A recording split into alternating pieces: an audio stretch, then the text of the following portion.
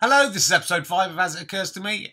Thanks so much for watching these and for giving money if you did to help them be made. If you didn't give money or you would like to give some more, you are welcome to do so by going to gofasterstripe.com/AIOTM, where you can buy t-shirts, tea towels, badges, DVDs, or enter into the subscription channel where you'll get longer versions of every single episode of this show, 20 minutes extra in every episode, I think, plus loads of interviews, backstage stuff, bloopers, and little bits and pieces that didn't make it into the show. So, thanks for watching. And if you don't want to do any of that, please just tell anyone you think might enjoy this about the series. It's been quite an adventure, hasn't it? And it's not over yet. Still one more episode to come next week. Bye! As it occurs to me, as it occurs to me, as it occurs to me. Please welcome the man it's all occurred to. It's Mr. Richard Herring!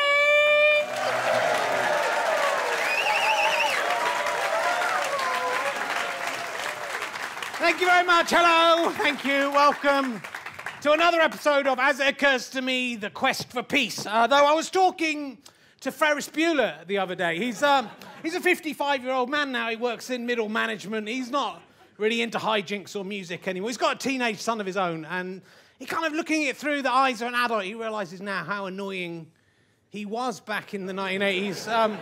He's a nice guy, lovely guy. He calls it AIOTM, so I don't know if that's... It's episode 5. I have to tell you, we've pretty much run out of all the Kickstarter money you gave us. It wasn't enough to make a 6-part series. Let's face it, Caitlin Moran was looking for $320,000 to make one episode. Didn't get it, though, did she? Gone off script. It's going terribly wrong. So by the looks of it, episode 6 will just be me playing Addams Family Pinball on my iPad, which will be fucking awesome, because I'm brilliant at it. 2.5 billion is my high score. I'm going to do it as me 1 versus me 2, so it should take about 2.5 hours. You're up for that, right? It'd be amazing.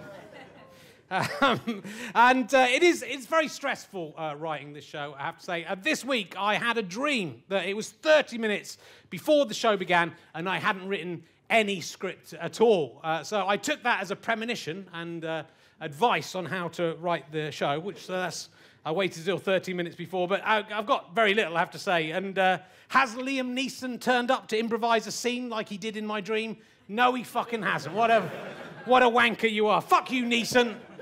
If you turn up before the end of the show with a solid 5 minutes, I will not look for you, I will not pursue you.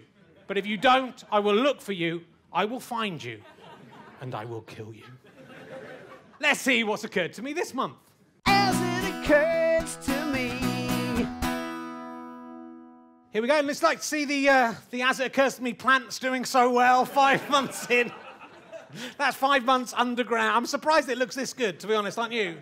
5 months underground, not being watered. We've killed a plant for your entertainment, and I hope you've enjoyed that. Here is the news. The best-selling books of 2016 in Germany have been announced, and I was annoyed to see that fucker Adolf Hitler has totally ripped off my Edinburgh poster. Here's the cover to his new book, My Struggle. Ooh, look at that. Oh, is it my struggle, Adolf? Oh, was it a struggle being Adolf Hitler? I had to struggle to be Adolf Hitler. Little snowflake. And here is my 2009 Edinburgh poster, which came out 8 fucking years ago, Adolf. Coincidence? I don't think so. Get your own ideas, Adolf Hitler. I mean, that guy has done some rum stuff, I have to tell you. But this really takes the biscuits. And I bought my wife Harry Potter Trivial Pursuits for Christmas.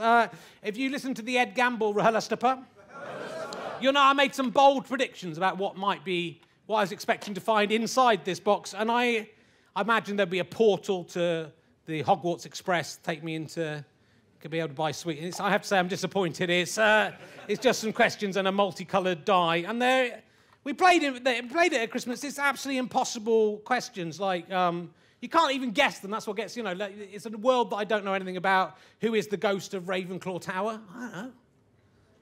Fucking Simon Norman. No, it's the Grey Lady, Helena Ravenclaw. Should have got that, it was obvious. Should have got that, it was an easy one. It was like being transported to a universe of trivia that I knew nothing about. I'm good at trivia, but like it's weird to be in a universe that you have no idea about. It's all just irrelevant nonsense. There weren't even, you couldn't guess them. My mother-in-law asked me... Oh, I've got an easy one now. What is Harry's owl called? Oh, look, I don't really read or watch Harry Potter, so I don't really know. Well, everyone knows that. Is it Ian Harris? Oh, no, I know. Is it McCavity? No, is it Mr. Owl? Is Mr. Owl? No, it's Hedwig. Oh, yeah, cool. Why didn't I guess that? That was a Hedwig the Owl, the obvious answer. Right. What is the name of Professor Lupin's wife?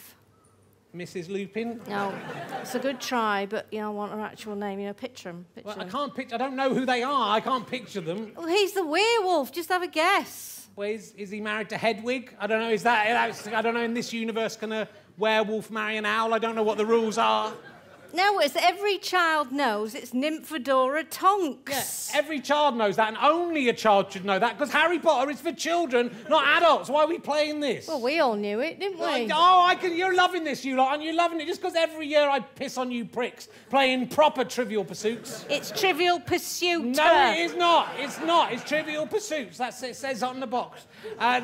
Don't check it. It's definitely true. I'm glad I'm rubbish at this. That way it'd be bad to be good at this, because it's stupid. It's not about intelligence. It's about something else. I know, but I'm good at real Trivial Pursuits. Oh, really? Yeah. Why don't you show us your trophy for pointless celebrities, then? That's not fair. That was always down to the partner I was with. It was their fault. Or Celebrity Mastermind, because Emma Kennedy's got one each of those trophies. She's my hero. Wish she'd married my daughter. Shut up, Pat, you bitch. You never said any of that, and you know you didn't. And by the way, your Christmas turkey was dry. It was dry. It was everything you cooked was disgusting. As it occurs to me, if they ever do an AIOTM Trivial Pursuit game, there's a good chance every answer will be Pumpkins. Trivial Pursuits.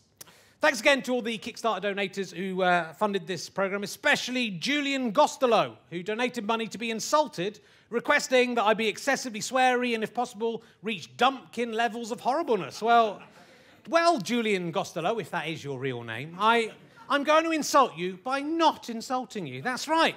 You've paid to be insulted, so what greater insult could there be than to be not insulted? I think you're a very nice guy, and I wish you all the best in the world. I hope nothing goes wrong for you. So, although, even though your name's Julian, so you are essentially named after a calendar, and you work for a bank, so you're amongst the smuggest cunts that have ever lived, and you live in Australia, which is basically a dumping ground for the biggest pricks on the planet, and I'd quite like to get CJ from Eggheads to fuck you in the eye socket, and then once he's finished, to push you into a canal where you'll be bummed to death by syphilitic rats. I hope that's... damn you, Julian Gostelow, you tricked me. You're a wazzock. If you haven't donated to the Kickstarter yet and you would like to give us some money, you can get access to a secret channel with behind-the-scene extras and longer versions of all these shows and the sketches in them at gofasterstripe.com/AIOTM. Thanks also to the people here in the front row who donated extra money for these luxury seats. And because our society runs on inequality and preferential treatment for the rich, they get a first-class lifestyle the rest of you scum can only dream of. To serve you your every desire, providing your every desire is some exotic juice and stuff you can buy in central London on a Sunday afternoon. Is TV's Emma Kennedy, Dan Tetzel, and up on the podium where he now lives and is not allowed to leave, Christian Riley. Oh.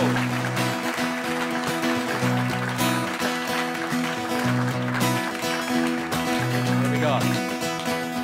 As it occurs to me, I live up on my podium like a 21st century simian stylites. My favorite chemical is sodium. My favorite mineral is iron pyrites. Fool's gold. Hey guys, what do you think about my coolo sweatshirt that I got here? It's nice. It's all right. Yeah, pretty right. cool, isn't it? Are you like me? Do you like everything you wear to have the word red on it somewhere? Because I do. Do you? Do you like Gemma? No. Not really. Do I? Yeah, well, all you have to do is buy all your clothing from the Red Clothing Company. They do everything. They do hoodies, jogging pants, varsity jackets, if you want one of those. Literally every type of clothing you can think of. That's what they do. So they do blouses? No. Lederhosen? No. Merkins. Shut up, Emma, you're ruining this. They do, look, this is a cool jacket as well that I got from the red coat. They didn't say red on it, but it says R, and the R stands for red. Richard, can I just ask you a question? Yeah. Why isn't the word red in red? They like the word red, but they do not like the colour red. Okay. That's their unique selling point. You choose the wording that goes on the clothing, Emma, and you can put anything you like on there, as long the word red has to be in there. That is a bit, so like, you can have inspired, because that's got a red at the end, or desired, or for red Flintstone, or red herring. Could have any of those. It's good. Why? Because the person running the company is insane, Dan. Is that what you want me to say? Because he has no idea about how to run a business? Is that what you're trying to... Well, you're wrong. That is not... If you're cool like me, then head to www.inspired.red and see what all the fuss is about. And if you go in the discount code, put AIOTM, you'll get 15% off of this strange clothing. The Red Clothing Company, it's a good idea, and anyone who says it isn't will be bugger red. And their arse will be red as well, and so it'll be a double joke. As it occurs to me, you could be a red or perhaps a redhead. You might have puss by red or think there's a red in your bed. But you will be real red if all the ready-to-wear threads in which you are a tie-red are manufactured by the big Red Clothing Company. They like the word red, but not the color red.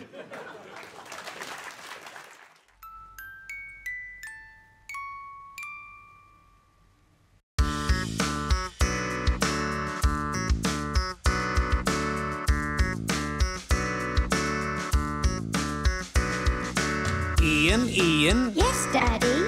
What you doing? Nothing, Daddy. It looks like something. It's not, Daddy. Are you lying? Of course I am. I'm writing an annoying song that's gonna get into your brain. Even though it's horrible, it'll be in there all day. And when you try to sleep at night, you'll hear the song again. Ian. I'm a rapping unicorn, and I am here to say I'm gonna worm my way into your fucking ear, and that is where I'll stay. And late at night, as you go to bed and think I've gone away, I'll pop right back in your stupid brain until the break of day. Ian? Yes, Daddy? What you doing? Nothing, Daddy. It looks like something. It's not, Daddy. Are you lying? Of course I am.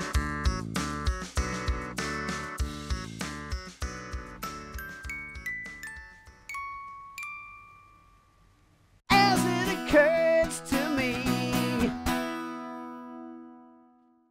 So I'm ashamed to say I finally cracked and bought a Nespresso coffee machine. I know Nestle are evil and kill children in the third world, and the individual coffee pods are ludicrously decadent, and it's a beverage system designed for lazy idiots. But I can't help it because I'm an unattractive middle-aged man, and thus I'm influenced by the Nespresso advertising campaigns you may have seen. Here it is. Bumbling, sexually repugnant idiot Jack Black can't even say the Nespresso tagline correctly. Nespresso. What more? And consequently is a loser with women, but with help from the sexy tortoise-mouthed George Clooney. Look at his mouth, it's like a tortoise's mouth. Jack drinks an espresso, and a woman young enough to be his daughter, if only been able to have sex before he tried Nespresso, wants to do it. Because women cannot resist men who drink coffee that's been pre-packaged in pods and can only be made with compatible machines. That's what women want. That's the answer to that question. George, having passed on the secret of his success to the too symmetrically faced funny man, glances over his testured lips. It means they're like a tortoise. Crinkle lasciviously, and we are sick in our mouths. And then we have to drink some Nespresso to get rid of the taste of the mouth. The next ad in the series shows Clooney and Black double-teaming a bamboozled young model and using this unfortunate woman's back as a coffee table, high-fiving each other, sipping espresso as their old man balls drag on the floor and they try and fail to achieve a satisfying orgasm. As it occurs to me, Not sponsored by Nespresso or Harry Potter Trivial Pursuit, which is a shame as they probably would have given us a lot more than the weird bloke with the sweatshirts. True. On New Year's Day, me and my family headed over to Kew Gardens for the afternoon. It was raining, and so we headed into the indoor play area they've got there, along with every other middle-class family in West London. It was literally hell, but I did see the man with the worst job in the world. This excellent installation there, it's like a little sand pit in there, but instead of being full of sand, it's got these little orange kind of bits of rubber, tiny little things, like they look like dried bits of Donald Trump's snot, though they've got slightly less children's urine on them. So, kids being kids, they throw these things all over the place, out the pit, over each other. My daughter actually lay back, did sort of like a snow angel thing, and then threw a load up in the air, which just went into her open eyes and mouth. And I spent the next 5 minutes just fishing those out of her before she died. It was brilliant. But the man who has the worst job in the world, his duty is to brush up the orange gravy granules back into the pit. Now, Sisyphus would have a good laugh at the plight of this poor man, whose task was truly never-ending and futile. And could he bear his burden with humour? Of course he couldn't. He was shouting at the kids, telling them to stop chucking stuff around. And I brought him here tonight so you can meet him. His name is Petter Haristo. He's the man who sweeps up the orange beads at Kew Gardens.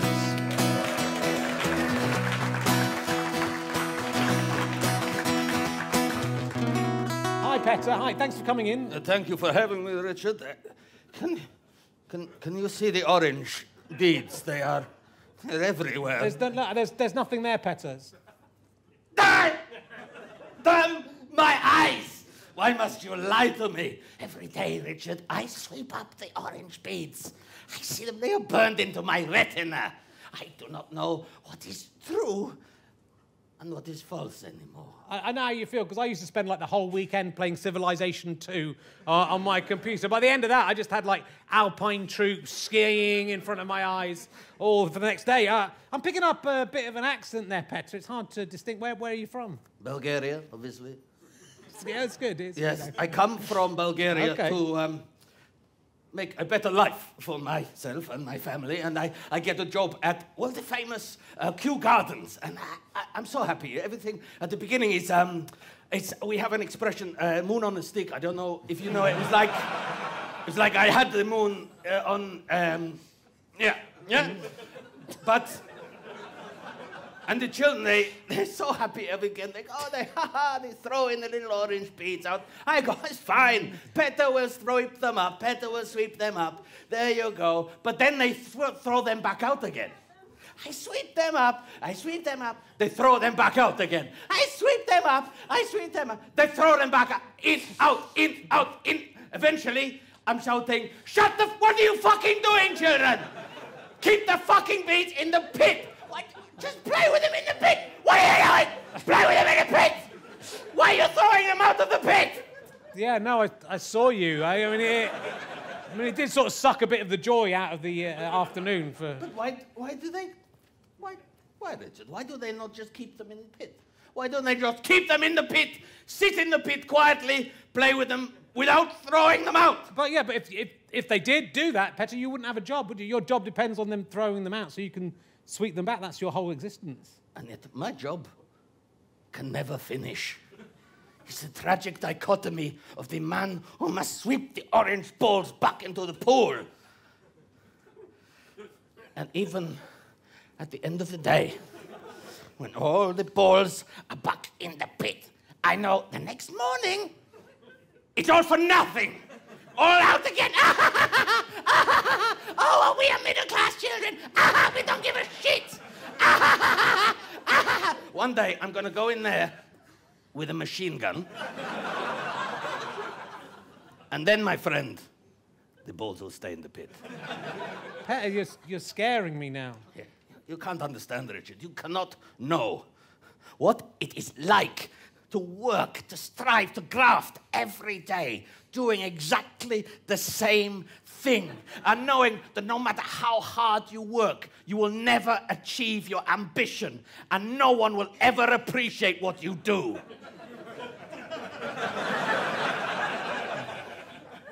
Ladies and gentlemen, it's Petter from The Man Who Sweeps Up the Things at Kew Gardens. There he is.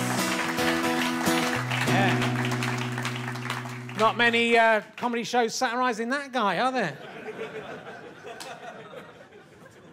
I showed him.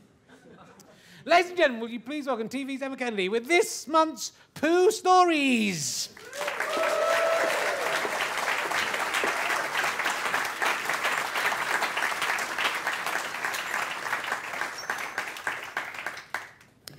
It was my birthday, and my friends and I took a bartender home.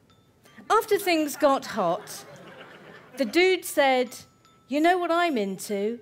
Getting eaten out." My friend Denise wasn't having it, but this guy was 100% grade A beef, so I agreed. He was on his back, so I started working from his balls to his taint to his back door. As I went to town, he suddenly sharted in my mouth. Now, I had to ask what sharted was because I didn't understand what sharted is, and thank God for Dan Tetzel, because he explained to me that a shart is when you fart and shit at the same time. So we're all up to speed. I sterilised my mouth with a bottle of vodka and left. I haven't seen any of them since. And that is this month's Shatanori.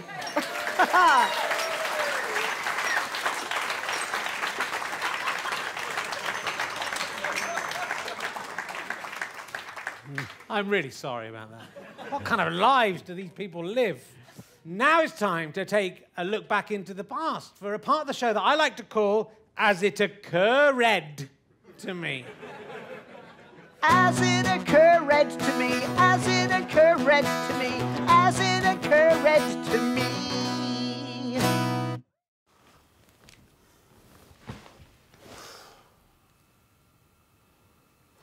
I think we can all agree that 2016 was a terrible year. So many horrible things happened that were difficult to process. So many days lost to mourning and grief. On one of those days, me and my wife had been watching the news. It was just terrible. We were lost in thought, silent. Neither of us spoke for nearly 5 minutes when... I have a question. It's not what you think. That sounds ominous. Well, it's just... What? Why do we have frozen peas? You're right, that wasn't what I was thinking. What? Frozen peas. Why do we have them? What do you mean? Well, we get pretty much all our vegetables fresh or sometimes in a can, but peas are almost always sold frozen. That's their primary format. And I was just wondering why that was. I thought you were quiet because you were upset about what was happening in the news. I was to begin with, and then I started to think about peas. Why? I don't know.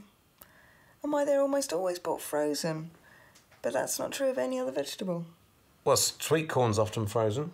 Yes, sometimes, but it's normally sold in a can or off the cob. To be fair, they freeze lots of different vegetables. For occasional convenience, but generally you'd buy them fresh or in a can. But peas? I mean, they do sell fresh peas. They sell them, but you'd usually buy them frozen. But they're the only vegetable that's the case for. And I was just wondering why that was. Well, I mean, I suppose, peas in their pods, they take up quite a lot of space, and there's the preparation times. But the same could be said for broad beans. I think the depodded pea has quite a short shelf life. I think it loses its freshness or its sweetness or something, so they have to freeze it really quickly. I've had fresh peas out of my mum and dad's garden, and they're so nice. But when you buy them, in the supermarket, they're a bit claggy and crunchy, aren't they? Not as sweet, just weird. Yeah, fruit never tastes as nice when it's come out of the freezer. But for whatever reason, peas just come out of it really well. Yeah. I understand what you're worrying about now. It's a really good question. It is interesting, isn't it? But somehow, taking a few minutes to try and find an answer to that ridiculous question took our mind off the horrors of the world and the inevitability of our self-inflicted doom. It was a reminder to appreciate and love those around us, just on the off chance that the madness of humanity leads to destruction. Hello, future humans. It is I, Abraham Lincoln. Abraham Lincoln, this isn't really the time. We're in the middle of quite a philosophical discussion. His amazing hat. How can you be impressed with the hat? The 16th President of the United States has just apparated in Shepherd's Bush. It's 2016, nothing surprises me. And that really is a great hat. Would you like to touch it? Can I?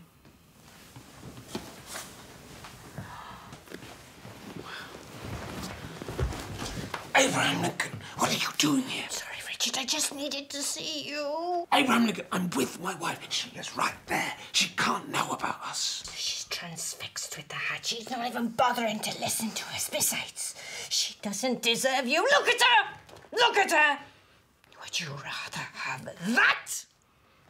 Or this? I don't know. I don't know about anything anymore. Look, this is quite a sensitive sketch about loss and grief. I'm not sure this is appropriate. I don't care about appropriate. I've got the itch and it needs scratching, and you're the only person who could scratch it. Oh, I want to, but I can't. Oh, I can't. Oh. Thank you for letting me look at your hat. Thank you. Do you know why we have frozen peas? Frozen peas? What? What sort of world do you live in? Oh, I'm going back! Oh, it chips!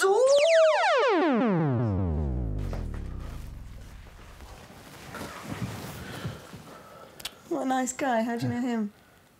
From work. He's just a guy from work. As it occurs to me. Now it's time for Christy and Riley with this month's song. Thanks very much, everyone. This week's song is about, well, you know, we kind of have to guess what's going to be topical in a few months' time. I think this guy, Donald Trump, might have some mileage in it, so... It's the soon-to-be assassinated president. And no, listen, it's a bloody hard job being Donald Trump. This is a song about how hard it is to be Donald Trump. Here we go. Wake up in the morning, everyone's a Muslim, being really evil and trying to steal my country, killing and raping and being the president. Hop out of bed, do some tweeting. All across the world, my haters are weeping, 'cause I'm making America great from 9 to 5. Trumping 9 to 5. It's a crazy way to make a living, aligning with the Ku Klux Klan and retweeting Mussolini, selling fake degrees from a bullshit university. Face it, all you motherfuckers just wanna fucking be me, yeah. I'll tell you what your country needs. A great big fucking golf course. You're welcome, Scotland, England. Come home in the evening, everyone's a Mexican trying to steal the jobs that belong to Americans. That's just the ones that work for me. You can tell everybody I'm building a wall. Tell the IRS they can suck my balls. My tax returns are just too awesome for them to see. Woo! Trumping 9 to 5, spreading fear and hate and violence with money my dad gave me. And then preaching self-reliance, it's a rich man's game. When them lawyer bills start mounting, declaring bankruptcy 4 times, but fuck, who's counting, yeah? 9 to 5, did I mention my cock's really big? I didn't rape my first wife, and I do not wear a wig. Buy some of my merchandise, it's American made out there in China. Something, something, rigged election. Hey, that's a nice vagina, let me grab it now.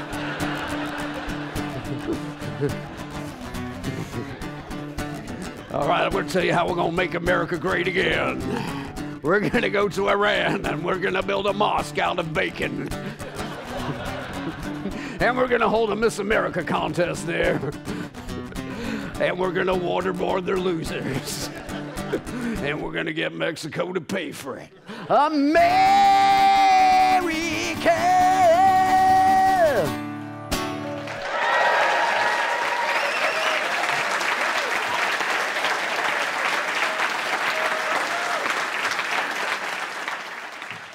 last time on AIOTM, you might recall I attempted to get petty revenge on some people who had slighted me, Simon and Jessica Packham Wright.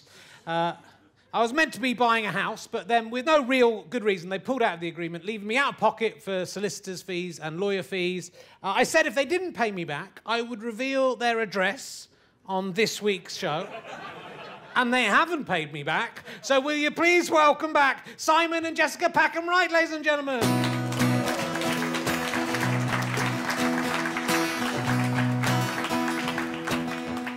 Hello, Simon Packham Wright and Jessica Packham Wright, your real names. Of course, you look quite different this week, Jessica. Have you done something to your hair? I can't work out. No. So how's things been going? Not too well, actually. It's been a terrible month. Yeah. What? Guilt eating away at you, is it? No, not so much the guilt, Richard, but the abuse. And the parcels of dog shit that have arrived through our letterbox. But I haven't given out your address yet, so it's... No, Richard, but you gave out our names, and our name is sufficiently unusual to make it quite easy for people to Google it, and people now know who we are. Yes, and not only who we are, but also where we live and where we work. Yeah, your fans, it turns out, are horrible people, just awful. We've had phone calls, horrible, graphic phone calls. You know, people have gone to visit Simon at work. Yes, and as you know, I mean, things were shaky with me at work anyway. That was the tenuous reason we gave for pulling out of the deal in the first place. Yeah, and his employer hasn't liked the attention. I mean, all right, you know, admittedly, I will grant that some of your fans have been incredibly helpful with an IT issue. Yes. But Simon has been fired. Well, maybe we've learned a lesson. That's what happens if you pull out of verbal agreements, isn't it? So It's been a nightmare. I can't sleep. The children are scared to go out, and Simon's been suffering from erectile dysfunction because of the stress. I have, yes. I'm sorry to hear that. Yes, well, you know, you should think about the effect your self-produced sketch show has on the lives of other people. With little power comes a small amount of responsibility. I don't think if we can afford to go to Waitrose this week. Look, I feel guilty about this. You know, I wanted to get brutal revenge on you. I didn't want to make anyone cry. Is there any way I can help out with it? I mean, £15,000 would probably see us through to the end of the month. I mean, we'd obviously pay you back. Yeah, we promise. Look, well, I mean, given this is my fault, I suppose. Yeah, I'll... Yeah, you spell it Packham-WRIGHT. Okay. Those are our real names. Yes. Okay. Well, that's there you go. Well, thank you very much. And you will pay me that back, right? Because next month we need to do I won't be able to do the show next week if we don't have that. Oh no, I don't think we'll be able to. No. Okay. Well, it doesn't really matter anyway, because luckily I'm going to become a billionaire anyway, thanks to this. This is. Ah, yes, the unfortunately named Nye Forcoon. Yeah. Oh, you heard of it? The word's getting round about... Yes, well, Jessica and I were big fans of the show until, obviously, you know, we were held up to ridicule and our lives were ruined. Come on, man, I said sorry, get over it, don't hold a grudge. Can I ask you a question about the Nye Forcoon? Sure, yeah.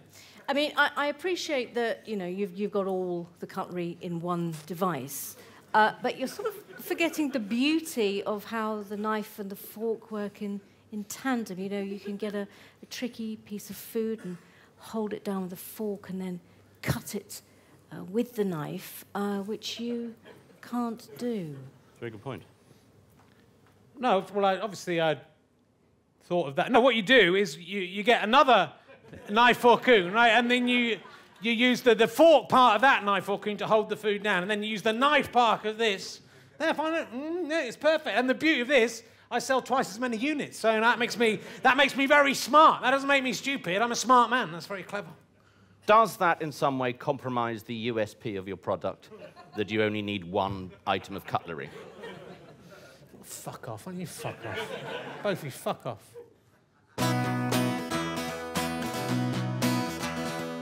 As it occurs to me, and a suggestion we have used any of the kicks Kickstarter money to pay for Richard Herring's house-moving costs are libelous. And if we hear anyone making them, we will use that Kickstarter money to pay for the most expensive lawyers in the land and sue your anus off. That is true.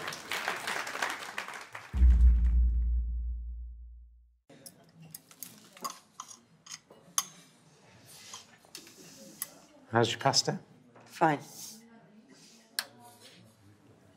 Thanks for doing this. I know I don't deserve it after the way I've behaved. Still love you, Rich. You're still the father of my child. I worry about you. I made a terrible mistake. I thought that making a robot out of toasters would be a bright new future, but it's turned into a living hell. So you're admitting that you're wrong? I wouldn't say wrong. It's still not cheating to have sex with a robot, obviously, but it's a mistake to have sex with a toaster robot. My Winky is burnt down to a carbonised nub. The things she makes me do. I don't want to hear about it. Look, I want to help you. A lot of men go crazy as they approach 50. I'm 49, so I don't see how this applies. I suppose there are worse things you could do. Look, I just want to put it all behind us. Just dismantle the toaster robot and stick it in a recycling bin. I'd like to, Katie, but she won't let me. Stop calling it a she. It's just a load of toasters soldered together. It's much more than that. She's alive, and I can't control her. And, oh, shit! How did she find us? Get down! Oh, I am not hiding from a bunch of toasters. Hello, Richard. I thought you said you were going to the shops. I was, Gemma, but I just bumped into Katie by chance, and we... Don't give me that. I was not born yesterday. In fact, I was never born. Not like you vile creatures, squeezed out of a meat hole like rancid sausage, spewing excrement at every turn. I can't believe she's mobile. About as mobile as a Dalek. All we have to do is go up some stairs. Daleks can fly, so you're just showing your ignorance there, Katie. Hello, Katie. I want you to know I could walk if I wanted to, but just after what Richard put me through last night, it is difficult. Come on, Gemma, don't say stuff like that in front of Katie. That's very insensitive. I thought you wanted another chance. I do, Katie, more than anything. This has nothing to do with me. That's not what you told me last night, Richard. You're not even trying to pretend it's not you doing the voice. I don't want to be part of this pantomime. I am perfectly prepared to share him with you if that's what you want. Remember, this was your fantasy, not mine. I can make your electric dreams come true. Come on, Gemma. Katie isn't interested in anything like that. Are you?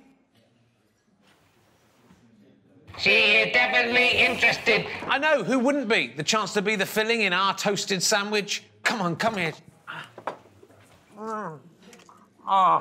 As it occurs to me. OK, well, that is the end of the quite difficult to write 5th episode of As It Occurs to Me. We're finishing in a few minutes early this week, of course, because, unfortunately, my dream lied to me and Liam Neeson didn't turn up with any scripts for us to do for the last 5 minutes. So thanks a lot, Neeson, you cunt. Here's an idea for the next part of your Taken movie franchise. Why don't you do one where you have to deliver Russian prostitute urine to Donald Trump and you call it Taken the Piss, which you are. It's a satire on you as well as an excellent joke, so I've got you good. I have found you, and now I'm going to kill you. Liam Neeson?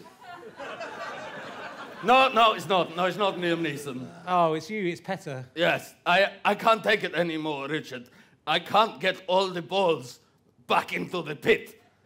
I've realized the only thing to do is kill everyone. No, don't do that. Watch out, everyone, he's got a gun. It's the same gun we use in sketches in episode 1 and episode 3. We're really not wasting your money. It's the same one. It's getting a lot of use out of that prop. And now you will die. No!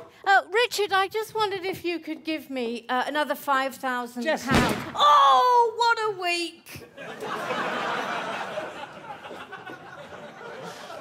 Oh, you shot Jessica Packham right. That's good job, but you couldn't. Petter, could you do me a favour? Could you shoot Simon Packham right as well, please? That might be a bit difficult. Oh no, wait. There he is back there. He's just standing back there. He's standing back. Did someone mention my name? Oh shit! Well, that's taught me a lesson. Well done. That's very good. And now, it is time for you, Richard, to die. You and your audience of nerds who are always shouting, AIOTM! Shut up! Shut up, you nerds! No, Peter, don't kill us. I've got an idea. Why don't you take this show hostage, right? And then you can use it as a platform to tell the world about your problems with the kids and the orange balls and the broom and everything. The world? Well, about 2,000 people in the world, so... OK, all right, we'll give it a go. All right. Hostage, yes. Cool. All right, we'll be back next week, everyone, with the new show, As It Occurs to Petter, the bloke who sweeps up the orange bits at Kew Gardens, or as the cool kids are calling it, AIOTM. Shut up! Shut up! Shouting in Bulgarian! Shut up! Stop shooting them, Petter. It's fine, it's fine. Bye! Sorry about the being dead. Sorry we killed you. You got nowhere to go, right? You can wait here till next month. You're in a hostage situation.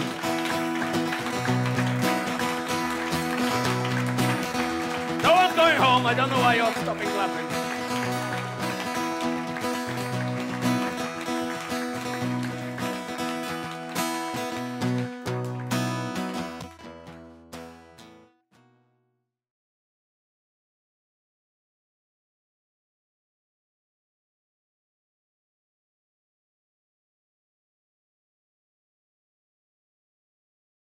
How'd you like them sky potatoes?